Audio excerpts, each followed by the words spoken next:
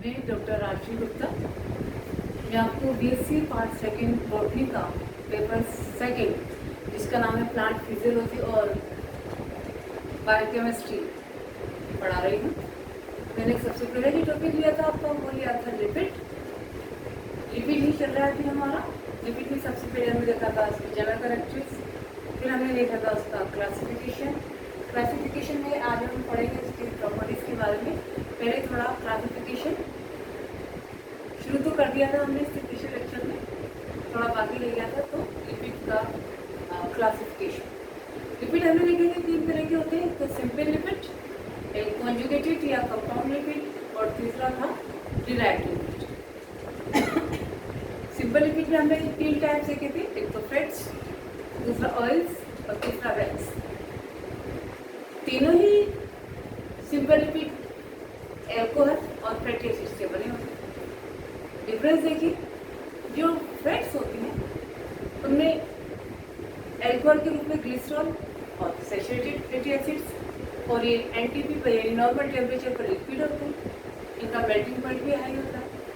दूसरे हमने देखी तो ऑयल्स, जो नॉर्मल टेम्परेचर पर ऑयल होते हैं, सॉरी लिक्विड होते हैं, और इनमें एल्कोहल के रूप में ग्लिसरॉल ना होकर, इनमें एल्कोहल के रूप में ग्लिसरॉल ही होता है, किंतु जो फैटी एसिड होते हैं वो सैचुरेटेड ना होकर अनसैचुरेटेड होते हैं।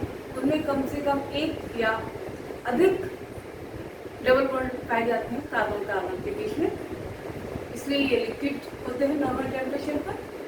तीसरा सिंपल लिपिड का जो टाइप है वो है वैक्स। वैक्स भी एल्कोहल और फैटी एसिड्स के बने होते हैं।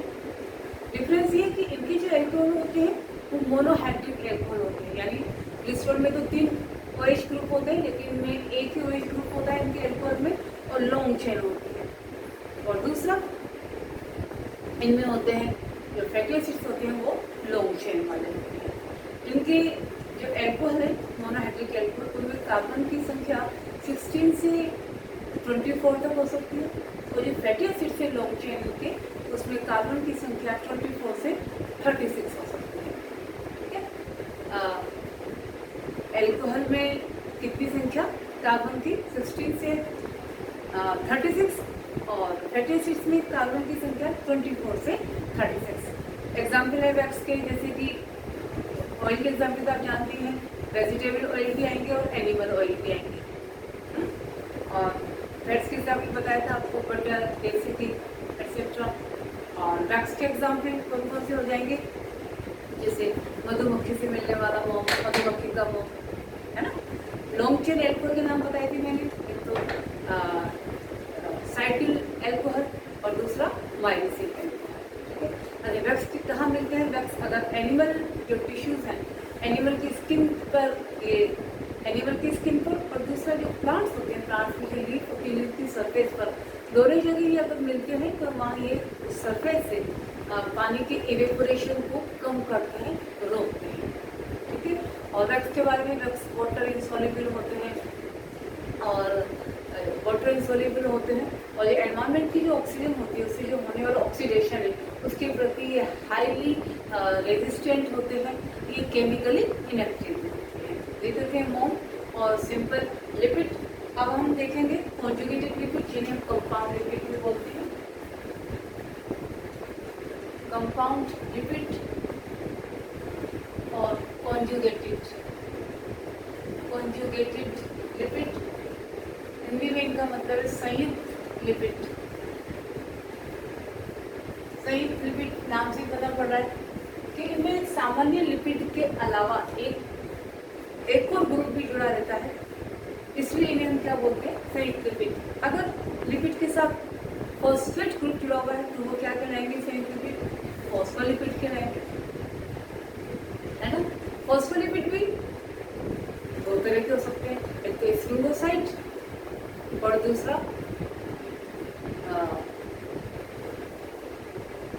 फॉस्फोलिपिड और दूसरा स्फिंगोसाइड। फॉस्फोलिपिड में देखिए क्या होता है, पहला एग्जाम्पल है कंपाउंड लिपिड का, फॉस्फोलिपिड।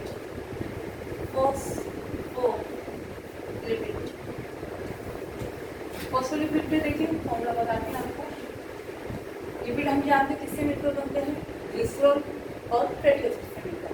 तो मैंने फॉस्फोलिपिड देखी कैसे बनाऊंगी, CH2OCO R1 CHOCO R2 और CH2PO4 फॉस्फेट ग्रुप जोड़ा है। ये फैटी एसिड्स और ये ग्लिसरॉल दोनों से तीनों से मिलकर बना हुआ फॉस्फोलिपिड। तो ये कौन सा लिपिड हो गया, कॉन्जुगेटेड लिपिड। अगर इस फॉस्फोलिपिड में हम एक फैटी एसिड में R1 की जगह अगर हम इनोल ईथर जोड़ दें, इनोल ईथर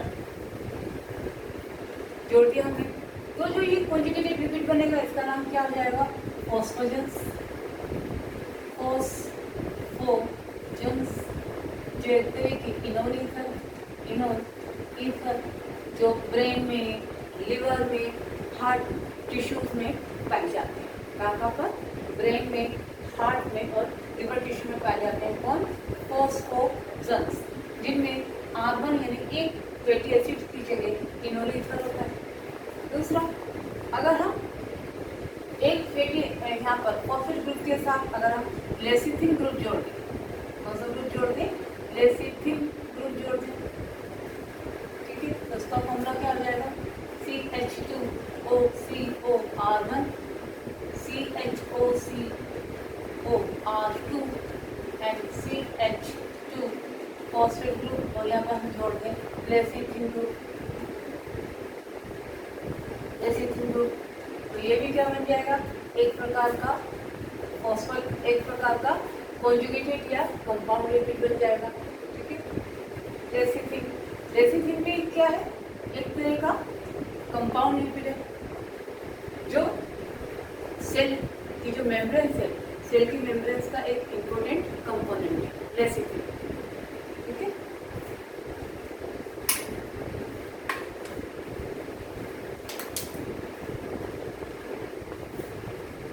देखिए एक ग्रुप होता है कोलिन।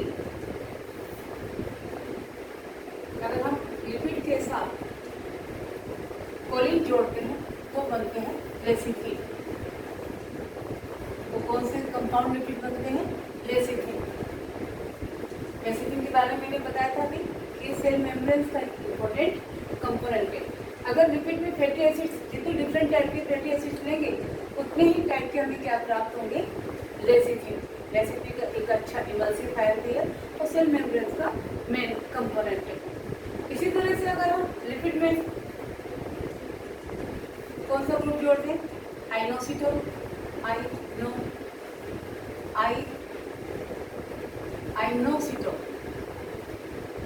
आइनोसिटोन ग्रुप जोड़ दें तो क्या बन जाएगा, आइनोसिटोन। ये भी एक कंपाउंड लिपिड है। अगर हम लिपिड